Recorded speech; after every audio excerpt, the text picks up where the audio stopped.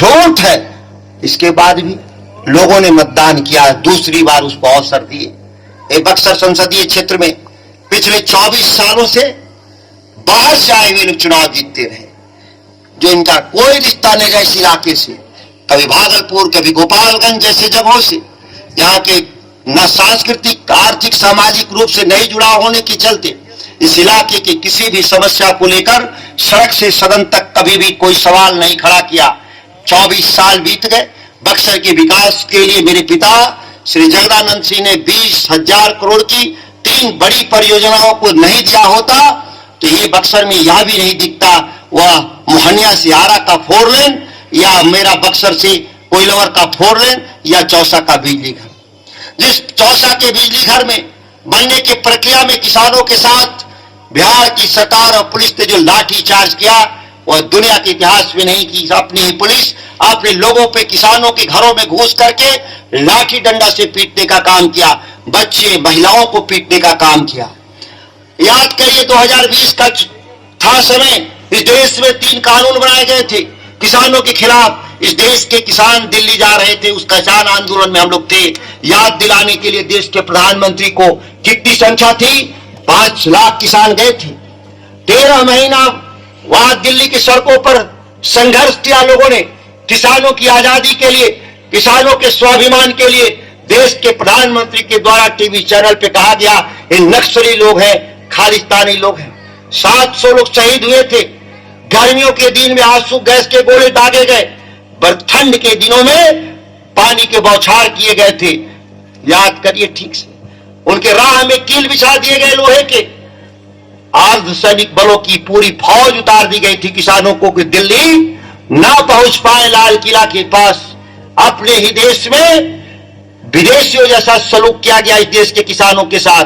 क्या मांग रहे थे? आपने जो कहा कि किसानों की आमदनी दूना होना चाहिए, आपने दूना कहां किया? आप हर साल 6% अनाज का दाम बढ़ाए और जो खेती में जो खर्चे थे, डीजल के भाव 10 साल में दूना हो गए। आपके डीएपी 3 गुना हो गया। खर्चे बढ़ते गए, किसानों की आमदनी सिकुड़ती गई। इंडिया का ज्यादा समय नहीं लेंगे, चुनाव आयोग का परमिशन हम लोगों का समाप्त होने वाला है। 3-4 बात मैं करके बात समाप्त करना चाहता हूं। इंडिया गठबंधन ने निर्णय लिया है कि गरीब परिवार के महिलाओं को हर साल 1 लाख घर खर्च चलाने के लिए देंगे। वह अनुदान होगा, वो कर्ज नहीं होगा, हर साल देंगे। हर साल जो 5 किलो अनाज, हर महीने जो 5 किलो अनाज देते हैं, इसकी मात्रा को बढ़ाकर हर 10 किलो अनाज देने का काम करेंगे। सभी लोगों के तनख्वाह बढ़े देश में, लेकिन पेंशन बूढ़ा आदमी का 400 मिलता है, उसको बढ़ाकर 1000 करने का निर्णय हम लोगों ने लिया है। किसान के खेत में जो मजदूर काम करता है 350 मिलता है, लेकिन सरकार के काम में जाता है तो 218 मिलता है। उसको भी बढ़ाकर हम लोगों ने 400 करने का निर्णय लिए हैं। 200 यूनिट तक घर में बिजली बांटते हैं, उसको माफ करने का निर्णय हम लोगों ने लिया है। ये तमाम ऐसे काम हैं जो 99% जनता का हक के पक्ष में हक का फैसला हम लोग लेंगे। इंडिया गठबंधन 99%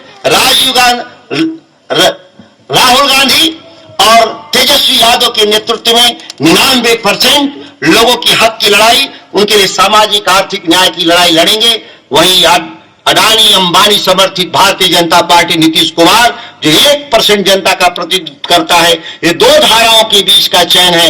आप निर्णय लेंगे कि इस देश में संविधान बचेगा या संविधान समाप्त होगा। इस संविधान में केवल एक ही ताकत मिला है हमको, एक ही अच्छाई है कि कोई भी खराब काम करेगा अपने बटन के जरिए 5 साल में हम सरकार बदल देंगे, देश के भगवान को बदल देंगे, देश के प्रधानमंत्री को बदल देंगे। यह ताकत संविधान हमको दिया है, इसी को लोग बदलना चाहते हैं। 400 पार का नारा लगा रहे हैं। 272 मांगना चाहिए आपको बहुमत के लिए, आपको देते लोग नहीं देते।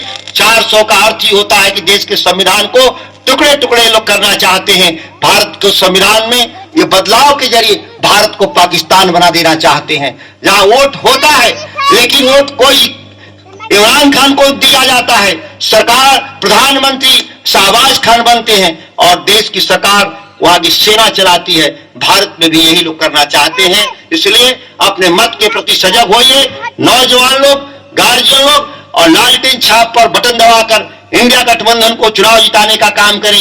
इन्हीं चंद शब्दों के साथ अपनी बात को समाप्त करता हूं। जय हिंद, जय महागठबंधन।